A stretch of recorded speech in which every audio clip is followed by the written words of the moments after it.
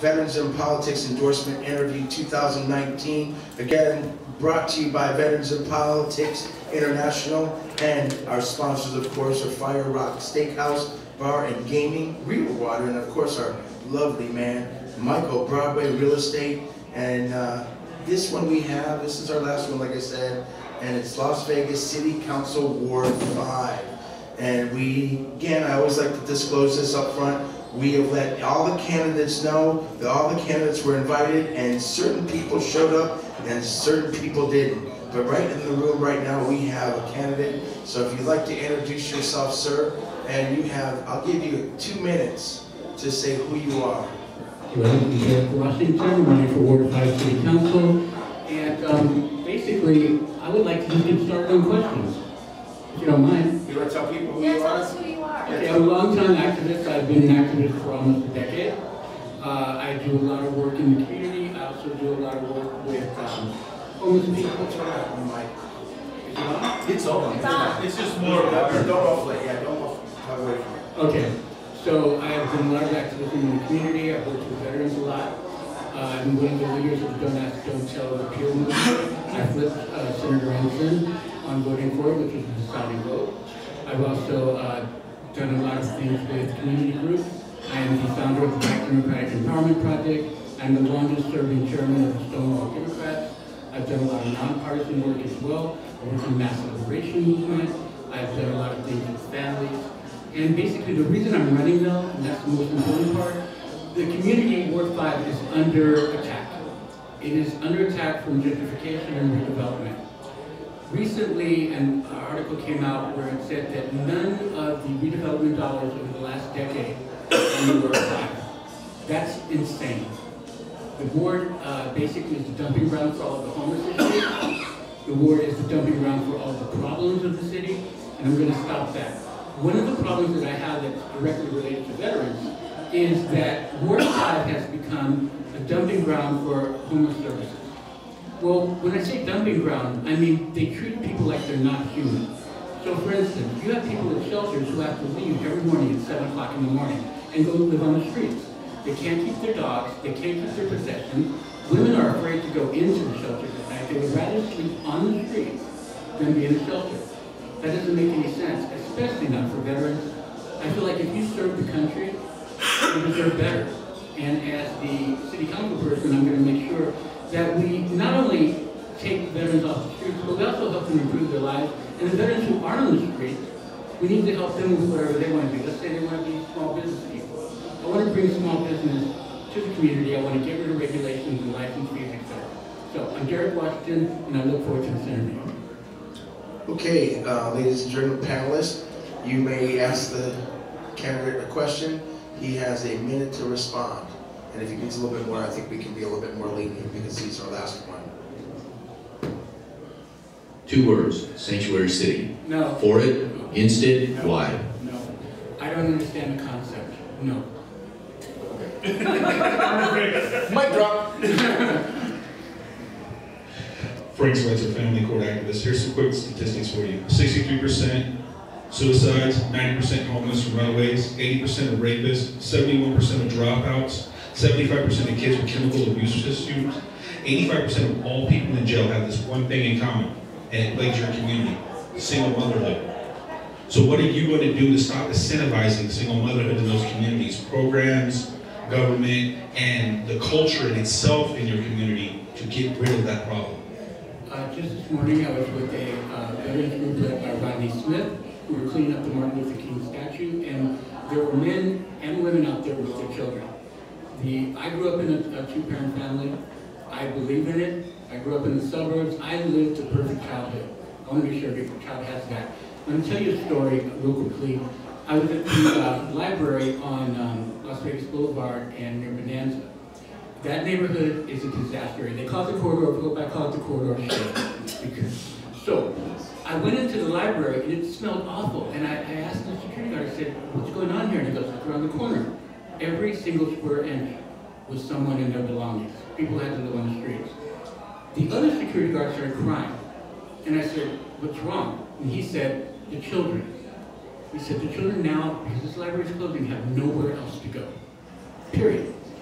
The reason they have nowhere else to go is because of the breakdown of the nuclear family. It's just that simple. And a family can mean a lot of different things, you know? So what I am planning on doing is having parenting, support parenting classes. It's not government's job to raise your kids, but government should be there to help you get up as opposed to stay down.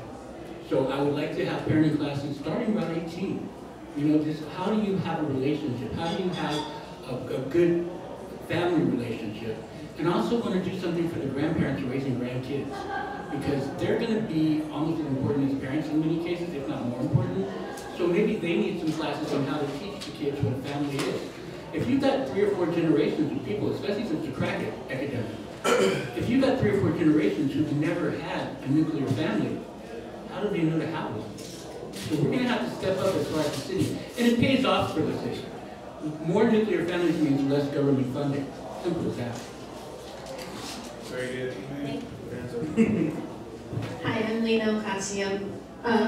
We've heard a lot about the homelessness problem. How would you specifically combat that in Ward 5? First of all, it's not Ward 5's problem.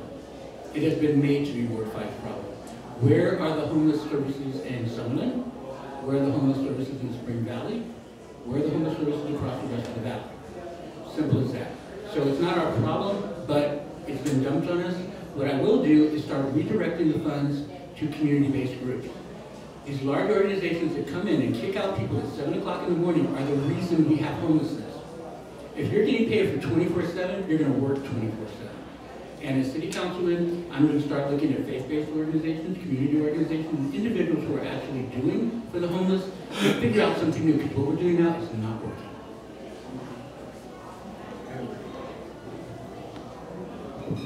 Okay, so my name is John Maracich, United States Marine Corps, and local commercial real estate broker.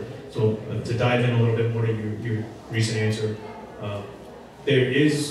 there are cities like San Francisco who are, contributing millions and millions of dollars to their homeless epidemic, but the money just doesn't seem to find its way where it needs to go through private organizations that receive the city's money on behalf of the people and then funnel it wherever the heck they want with no accountability, right?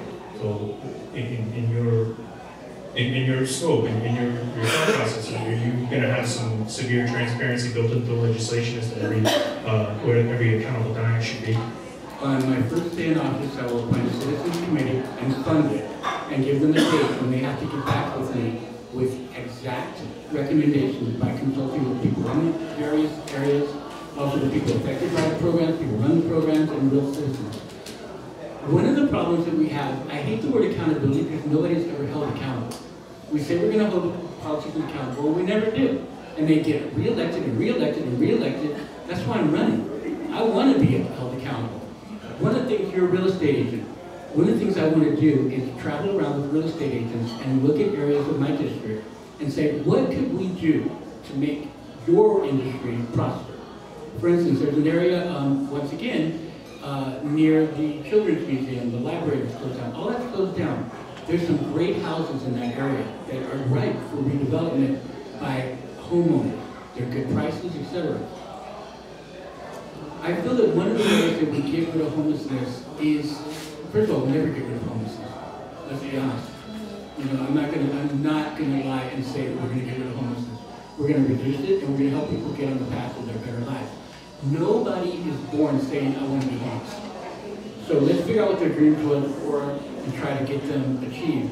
But in answer to your question, that committee will have to come back to me within 30 to 60 days, tell me what needs to be done, and then we'll get right on it. And I have to ask people to trust me on that.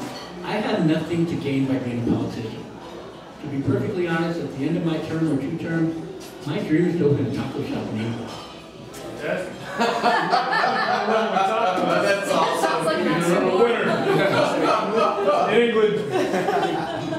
Lawn bricks. Thank you for coming, Derek, today. That's Good to see you again. good to see you. I followed you for quite a few years, and even though sometimes we don't agree, but we agree on a few things here and there, and you're a very passionate person about the causes that are important to you. And that's one of the things I enjoy, I like passionate folks, whether I agree or disagree. with so much discourse going on right now within our country and Nevada, in our city, as far as race relations and you're different than me, you don't believe this, that, you know, that kind of thing. What do you see your role as a city council person as far as bringing us all together? Whether we agree or disagree on things, or how can you make me understand your point of view and opposite? What do you see as your role there? I am a black, gay, HIV positive Democrat who Republicans can love, who libertarians teach pretty much everything I know about regulations. I'm everybody. I'm also a patriot. I'm proud of America. At the end of the day, we'll get it together.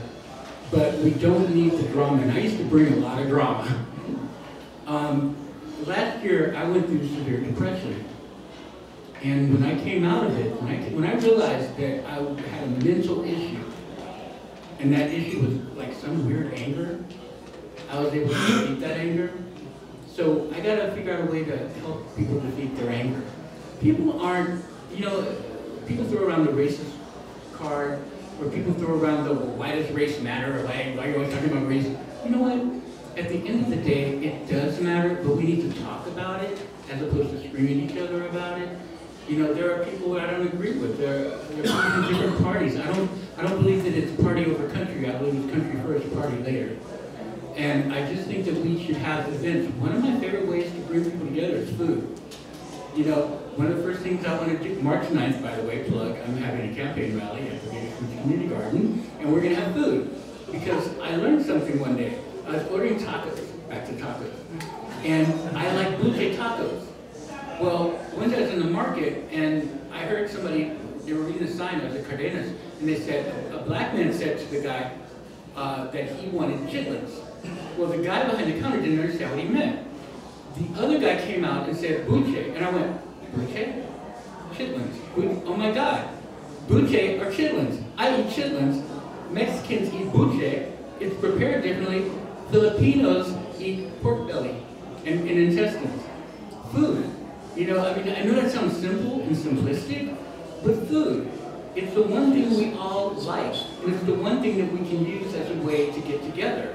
I think that if you start there, and we have food festivals and diversity festivals, Ward 5 is one of the most diverse districts in the whole city. Why not celebrate that?